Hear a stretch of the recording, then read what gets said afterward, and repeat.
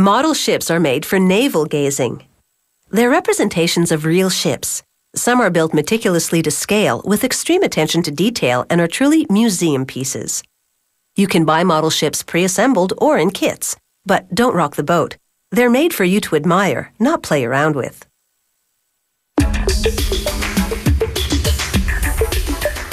The Portland steamer sank in the Atlantic in 1898, all lives lost.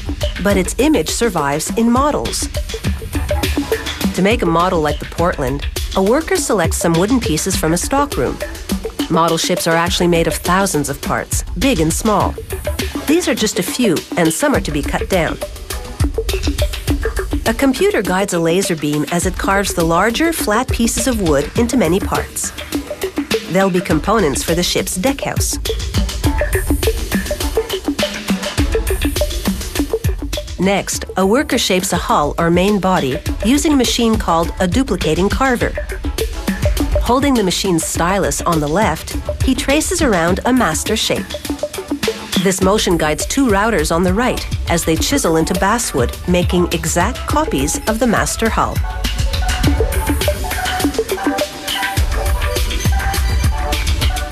To make resin parts, they mix polyurethane with some plasticizer and pour it into a mold. A chemical reaction causes it to harden. This takes up to half an hour. And then they pull a newly shaped lifeboat out of the mold. Next, a worker cleans up another mold to make it ship-shape. It's to be used to shape cast metal anchors. He places the mold in a centrifuge and pours a melted mix of tin, antimony, and copper into it. The centrifuge spins, and this causes the metal to fill the cavities in the mold and solidify.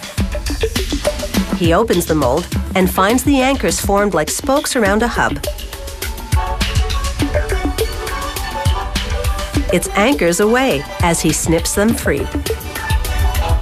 Next, a worker sands smooth the bottom of the hull. Then he positions the first of the ship's 5 decks. He glues wooden spacers between the decks.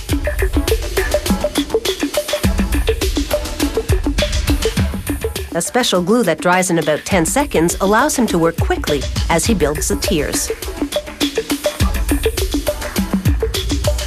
Next, he submerges a deckhouse side piece in water to soften the wood. He cuts the little tabs to free other deckhouse parts from a matrix. After that, he carves out the center of 2 of the pieces. Then he glues a block between them and applies more glue to the edges. He bends the deckhouse side, which is now wet and supple, around the structure. The moisture causes a chemical reaction in the glue, which strengthens it. After he positions the deckhouse starboard side, he sticks a strip of clear acetate to the back of a band of windows. The acetate simulates glass. He paints the front of the windowed wall white and then turns it around to paint red curtains on the acetate. Other detailing has been laser etched into the wood. He glues the wall of windows between deck tiers, and the look is authentic. He positions paddle wheels on each side. These have 57 wood paddles held in place by brass radials. Remember the anchors cast in the centrifuge mold earlier? He now positions some on the ship deck. Then he prepares the lifeboats. The larger plastic one goes on the upper deck. This golden eagle is the finishing touch. Here, another worker rigs up a 4-masted schooner. Using surgical clamps, he pins the ropes down so they don't get in the way. Then he measures a piece of decking to make the top of the deckhouse. He glues it to a base and then positions it on the ship.